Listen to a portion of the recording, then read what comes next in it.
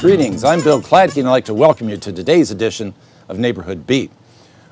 Today's show looks at housing and housing discrimination in our country. Our guest is Mr. Bryan Greene, who's General Deputy Assistant Secretary for Fair Housing and Equal Opportunity for the US Department of Housing and Urban Development. Bryan, if I may call you that. Yes. Thank you. Welcome to the show. Thanks for having me, Bill. It's great to be here. Well, thank you so much. I know that you're busy, and we're glad that you stopped by today. Yeah, it's great to be here. First of all, for those of our viewers who are unfamiliar, and maybe there's some, could you tell us a little bit about HUD?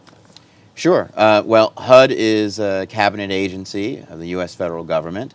HUD was formed as an agency in 1965 by President Johnson. It was actually a creation of the Great Society administration of President Johnson.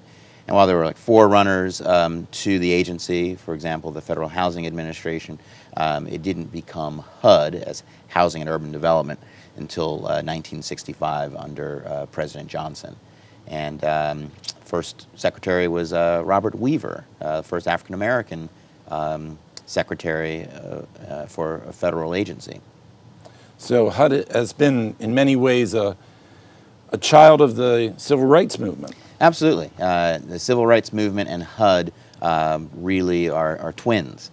And my particular office, the Office of Fair Housing and Equal Opportunity, was formed out of the Fair Housing Act, which came 3 years later, 1968.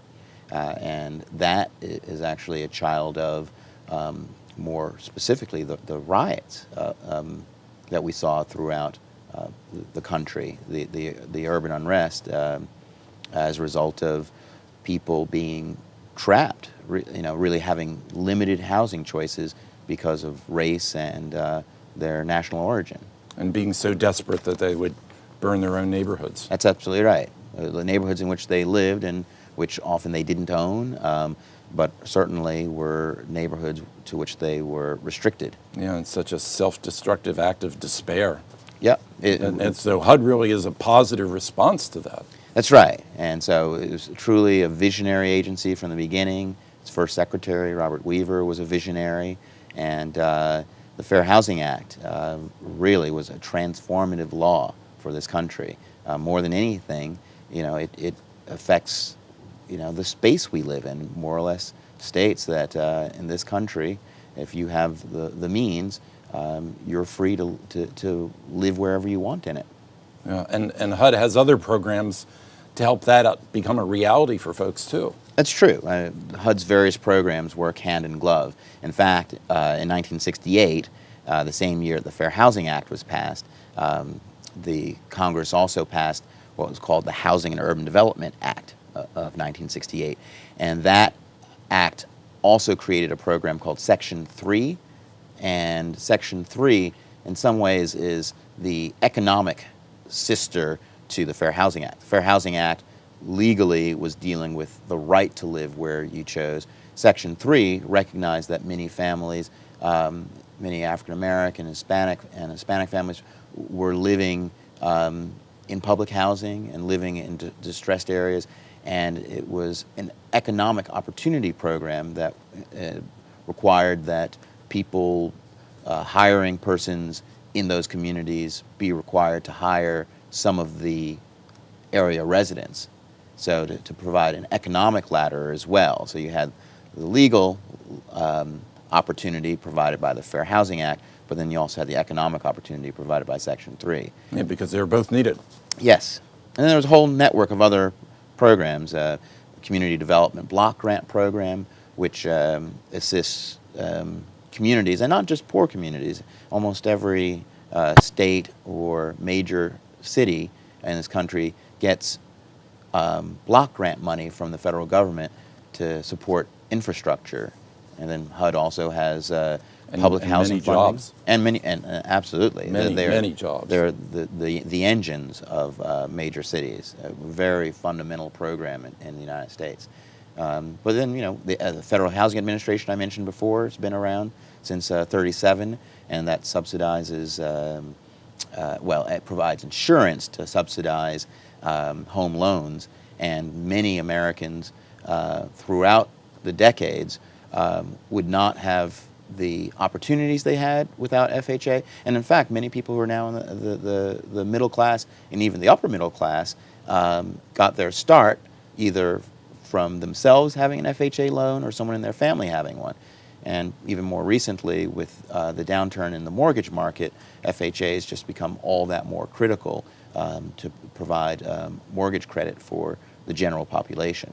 Yeah, folks are not aware, really, as you've been detailing for us, how much HUD touches every aspect of our life, really.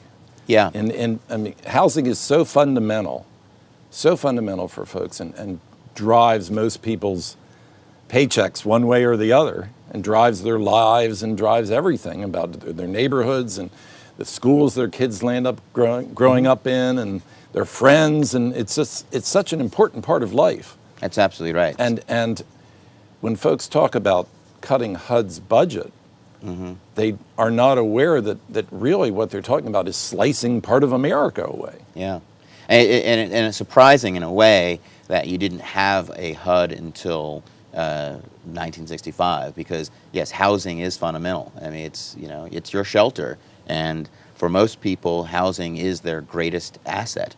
So it's basic in terms of having a place to stay, but then beyond that, it's the #1 wealth building tool for most people. Amen. As General Deputy Assistant Secretary, your job is to make sure everything works, right?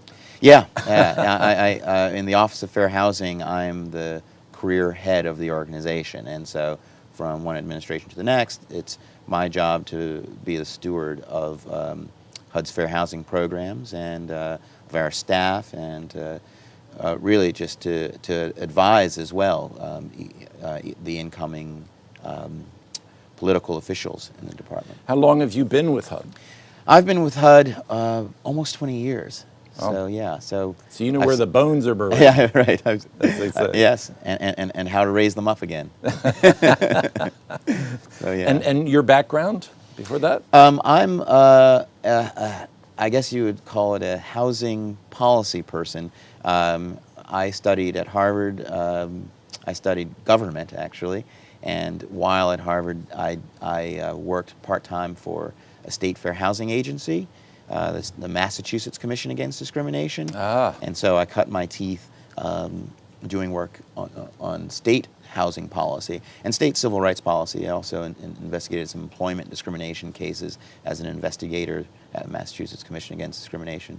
You were probably back in the Dukakis administration. Yeah. I was working then, and my civil rights interest was really fired up by Julian Bond, who taught a course during my senior year in college, and really helped connect the dots for me in terms of where we are currently with civil rights issues and where we've been. And Julian Bond, of course, for those of our viewers who are unfamiliar, is part and parcel of the civil rights movement. That's right.